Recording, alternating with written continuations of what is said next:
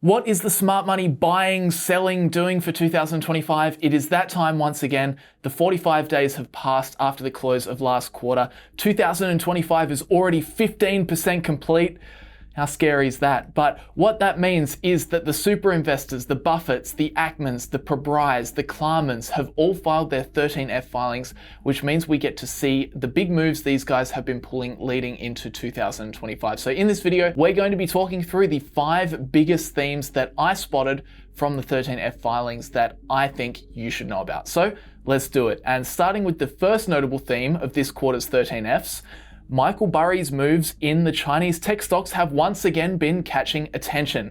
While we know that Burry's 13F isn't necessarily the most reliable for identifying long-term trends, as he's known for making frequent changes, there has been one consistent theme over the past couple of years: his interest in Chinese tech, particularly Alibaba and JD.com, and more recently Baidu as well. But now we can add another popular Chinese stock to the mix, that being Pinduoduo. So like Alibaba and JD, Pinduoduo is a Chinese e-commerce platform, but its unique selling point is its group buying model, where users can get discounts by buying in bulk with other people. So this is different to JD.com, which has a direct sales model, meaning they manage their own inventory, kind of like an Amazon. Then Alibaba, on the other hand, is a little bit more like an eBay, with Taobao for smaller sellers and Tmall for larger brand name sellers with stricter quality control. So looking to Burry's portfolio, he currently owns all 3 of these e-commerce giants, as well as Baidu, which is a broader tech stock covering search, AI, cloud computing, and even owning a majority stake in iQIYI, the Chinese equivalent of Netflix. But if you look at Burry's latest moves, there is some mixed messaging. While he added Pinduoduo to his portfolio, his previous 2 largest bets, that being JD and Alibaba, saw significant reductions, 25% Alibaba and 40% in JD. So why did he reduce? Well, my best guess is that Burry is simply taking profits, because for the first time in a long while, Chinese tech stocks have actually been performing well, with Alibaba spiking 40% in Q4 2024 and JD jumping 80% across the end of Q3 and the start of Q4. But the question is, why was that happening? Well, there are a few reasons, but I think the main thing to talk about here is the recent government support and regulatory easing. After a couple of years of pretty intense regulatory scrutiny, it seems like there has now been a definite shift in the CCP's stance towards their tech companies. There was, of course, the big stimulus announcement last year, which included strong support for Chinese equities. And now, even in the past few weeks, Chinese President Xi Jinping has sat down with China's leading entrepreneurs, including the once banished Jack Ma, to discuss the future of China's private sector. That, plus a winding back of restrictions and regulatory scrutiny and a leveling out of consumer spending, has seen investors gain a lot of confidence with these businesses, and share prices of companies like Alibaba and JD are now starting to bounce back. So with some positive stock price movement, it makes sense that Burry took the opportunity to lock in some gains. And if I had to guess, I'd say he's probably doing more of the same in Q1, as Alibaba has been on an absolute tear, up 60% year to date, and JD's holding on to most of that initial spike. So with that said, that is the first big story to come out of the 13F filings this time around: Michael Burry taking some profits in his Chinese investments. And now moving on to the next spam. Anyway, moving on to the next, far out. Have you been finding that spam calls and emails are getting worse and worse? A couple of years ago, I even had to delete my old work email, because I kid you not, I was getting dozens of spam emails each and every day. And the reason why we all get so much spam these days is because scammers can buy your information. Data brokers, they know your name, your phone number, they know where you live, and then they sell this information to the highest bidder. And it happens more frequently, more commonly than you think. For example, check out this NPR article talking about how health insurers scrape your data and can use it to jack up the cost of your insurance. And the crazy thing is, they were proud of this new method. Well, that's where today's video sponsor comes in, Incogni, because what they do is they reach out to data brokers on your behalf and they get you taken off of these lists. You sign up for Incogni, give them permission to act on your behalf, and then they go out, find what lists you're on, and they demand you be taken off. Plus, they also make sure your data stays off the market by conducting repeated removals, taking your data down if it somehow pops up again. So that's why I'm on the yearly subscription now. If you'd be interested in trying this service out for yourself and getting your data out of the data broker's hands, You can sign up by using the link in the description and pinned comment by using the referral code NEWMONEY, and you can score 60% off an annual plan. So thanks to Incogni for sponsoring this video, and now back to the data we want to see. And with that, the second notable story to come out of the 13Fs this time around is Warren Buffett absolutely breaking the internet because he has sold out of his S&P 500 index funds. If you take a look at his portfolio, he has sold completely out of VOO, which is the Vanguard S&P 500 ETF, and the SPY, which is the largest S&P 500 ETF in the world offered by State Street. So is this Buffett timing the market? Is this him predicting the next big market crash? Well, there is no shortage of media coverage to that effect, and to tell you the truth, I think this probably has to be one of the most fabricated stories I have ever heard spun in the financial media, because if they just used literally like 0.1 of a calorie more to move their eyeballs over by a column or two, they would see that these moves represent 0.01% of the Berkshire portfolio each.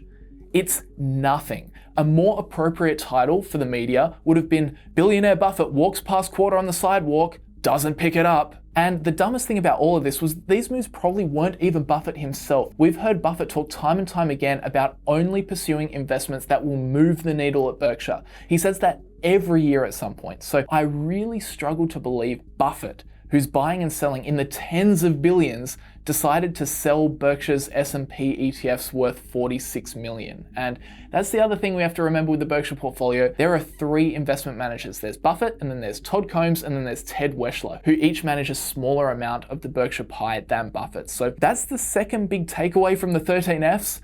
Buffett is not trading index funds in his spare time. In fact, if you look to the pointy end of the Berkshire portfolio, the end that Buffett is concerned with, there really wasn't much going on. There were 4 moves in the stocks that hold over 1% of the Berkshire portfolio, a 14% reduction in Bank of America. That's definitely the most notable trade Buffett made this quarter. And then there's also a 3.5% addition to Occidental Petroleum, 3.6% addition to VeriSign, and an 11.7% addition to SiriusXM Holdings. There's also a little bit of chatter going around that he's added quite substantially to a smaller position in Domino's Pizza. That's now up to $1 billion position. And he's also bought Constellation Brands in the quarter, which is a producer and marketer of alcoholic drinks, with brands including Corona, Modelo, Pacifico, Fresca Mixed, as well as many wine and spirit offerings. But honestly, I think the third really big news story to come out of the 13Fs this time around is something that Buffett didn't do, because if you look to the top of the portfolio, he did not touch his Apple position in the quarter. Of course, this comes after significant reductions to the position over the past year. Apple, on the back of its own phenomenal performance, had grown to 50% of the Berkshire Hathaway stock portfolio by Q3 of last year. And as we know,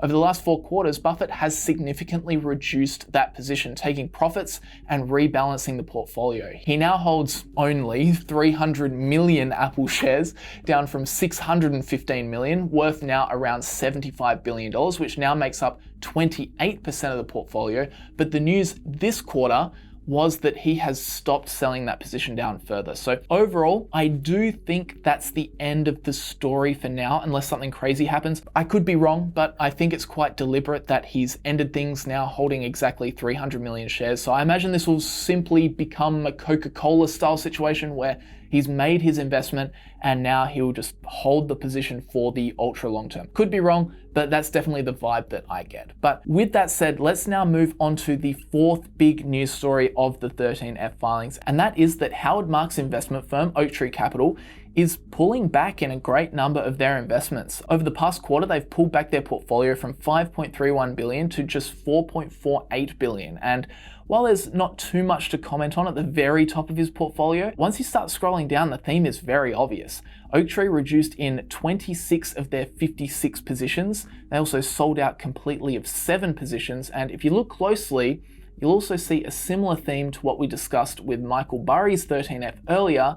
Oaktree has completely sold out of Alibaba and has reduced JD.com by 20%. So like Michael Burry, Howard Marks investment firm is taking the opportunity to clear profits on the back of that healthy spike in share prices in both of those companies. This isn't a China exit strategy, however, as Marks has said previously that he believes China is a place that offers investors really good value if you can accept the risks that come along with it.